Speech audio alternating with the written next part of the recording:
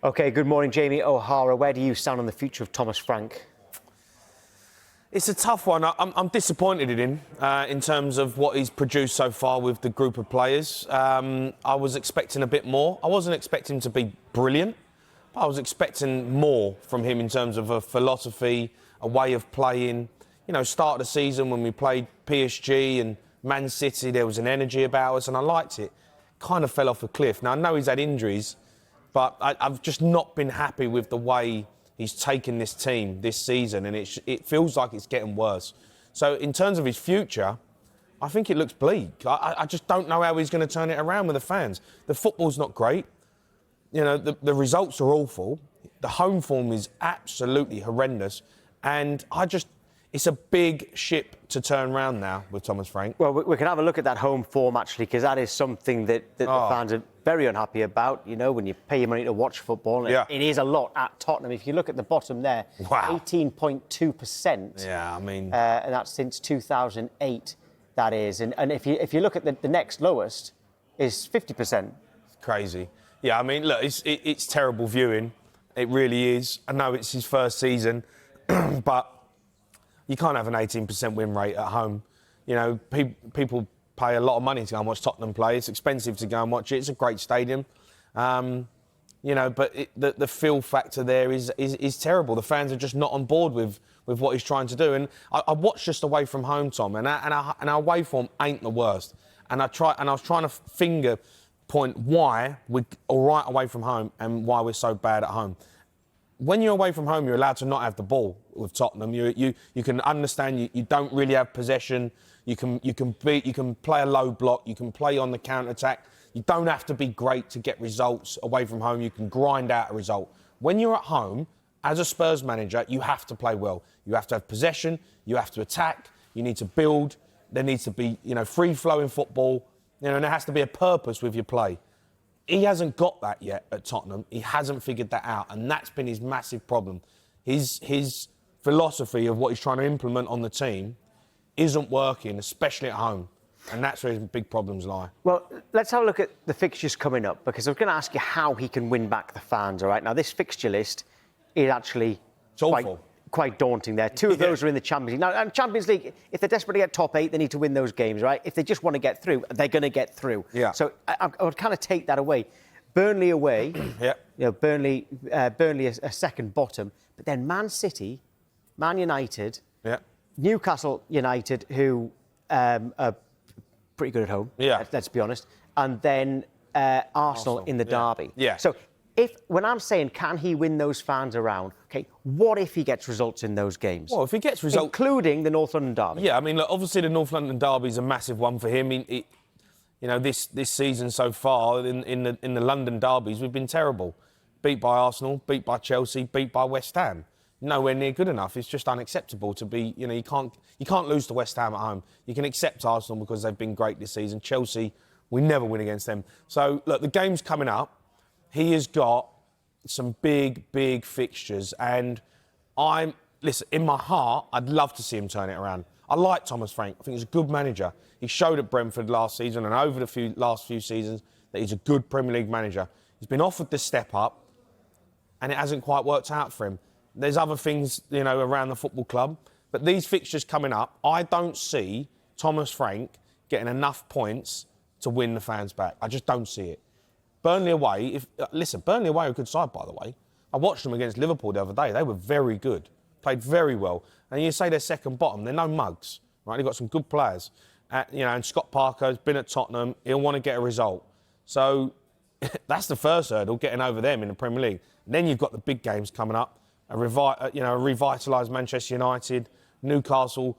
On their day, are a fantastic side. The Newcastle game is at Tottenham. Yeah, it's at Tottenham. I said it, yeah. But they're revitalised. If they turn up, Newcastle, they're a great team. You don't know what team's going to turn up this season.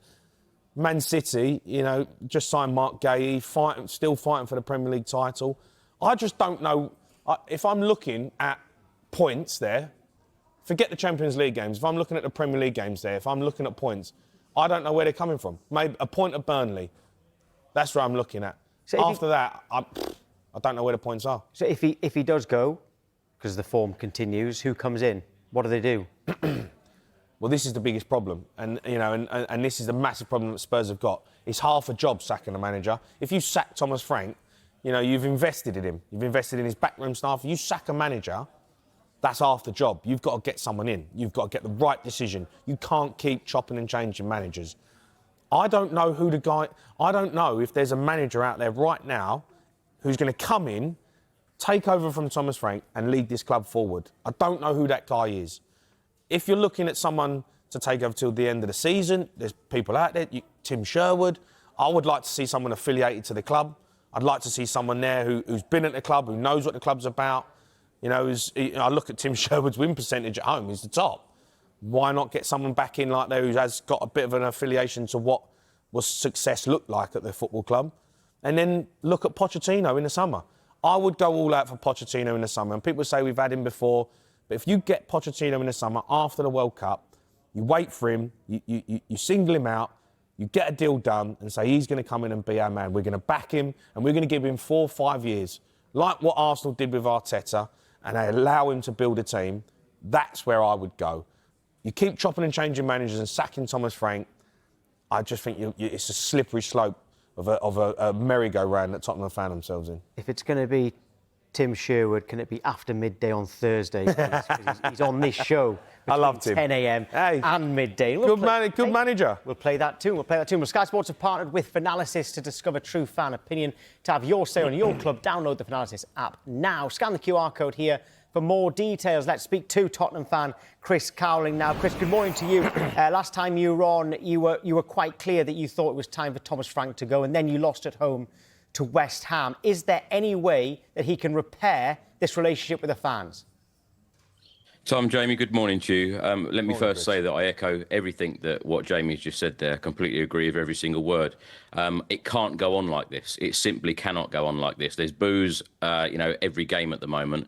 Even the fan base before the final whistle against West Ham was singing "You're getting sacked in the morning." Away at Brentford, they were singing "Boring, boring Tottenham."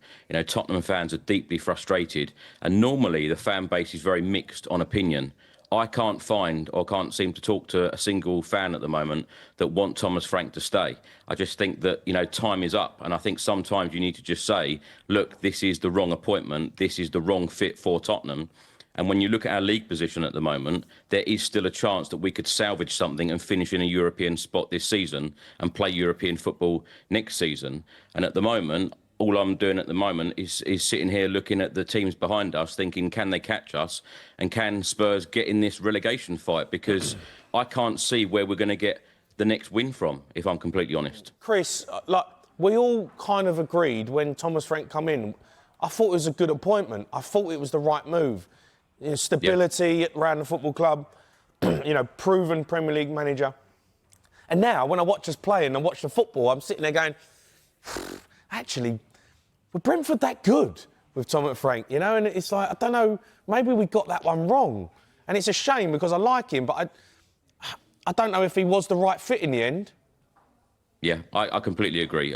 You've got to see signs. You've got to see signs of positivity week by week, game by game, to give us a little bit of hope that this is going to be the right man to take us forward and us to be successful in the near future. Or even, the club really want this to work. They clearly want this to work. They've invested in him, as you said, and they want it to work. They see this as a long-term appointment. But sometimes you just need to say, look, this is not going to work and we need to sort this immediately. By him going to lunch with V9 Johan yesterday, it seems to give him a whole host of confidence, going into, next week. And the Burnley game worries me. And when you pulled up those fixtures there, Feb, it looks at a very, very tough schedule, particularly when we've got 3 out of those 4 at home and we're really, really struggling, only winning 4 of the last 25 home games in the Premier League. That's a very, very poor record. But as I say, you've got to see signs of positivity, and I don't see a plan. I don't see a structure, and the players look lost.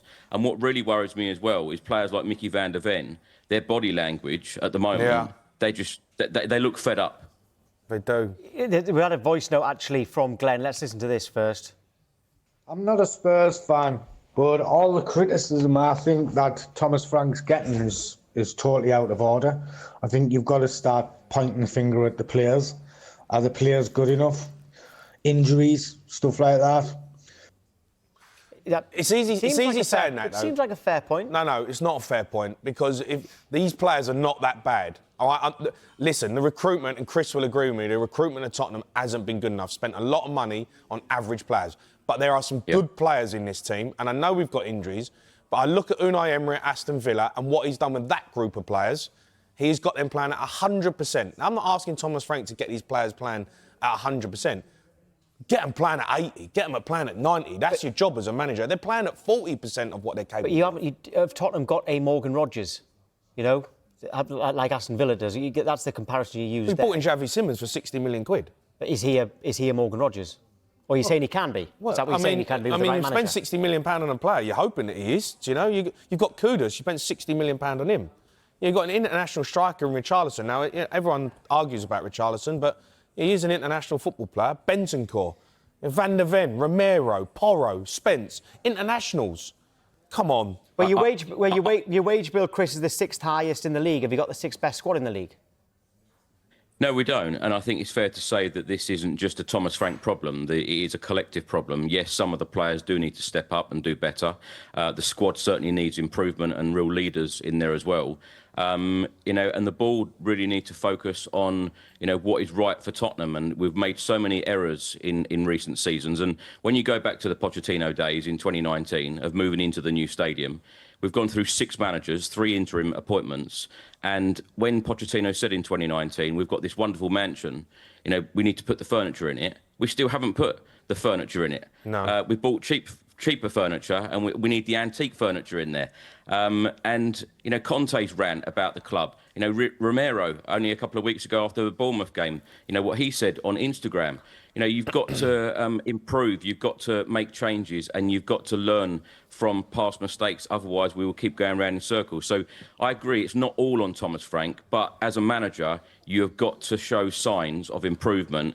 We are no better than last season, and everyone in the media, every Spurs fan, all they were banging on about is 22 league defeats, finishing 17th under Postecoglou. We're no better this year. Well, speaking of Postecoglou, Joe Much says Thomas Frank is not good enough. Get him gone and bring back Ange. Oh, come on. I can't see that happening. What would you do then if Frank does go? All right, Jamie threw in Tim Sherwood till the end of the season, then Pochettino in the summer. What would you do? Well, I also agree with what Jamie said. You've got to bring somebody, I don't know about Tim Sherwood, but you've got to bring somebody in who knows the football club until the end of the season. Very similar to what Manchester United have done with Michael Carrick. He would have certainly been on my list as an interim boss if he didn't go to Manchester United. But I think at the moment, the way that the fan base is, that connection that Spurs fans had with Pochettino, if you brought Pochettino back in the summer, my God, how that would bring the fan base together, and that connection would return as well. And we know exactly what we're going to get from him. However, he is not going to come in, wave a magic wand, and everything be okay straight away. You will need to give him time, patience, and most importantly, you will need to give him the tools. And with his last spell, his questions, to the board and the owners will be: look, am I going to be backed? Is it going to be different? And is it going to be different, to what it's been like under all these different managers? Because we can keep bringing in manager after manager after manager. The football club needs to change the way they do things. And it was a positive sign that Vinay wrote this message to the fans, identifying and agreeing with a lot of the problems that us fans have said that we have. But it is now about action and doing. Daring and doing. We do nothing. Oh. Don't start that. Maybe that's not. Yeah, well, let's see how we get on against Borussia Dortmund tonight. Thomas Frank still in charge. Chris, thank you. Thank you.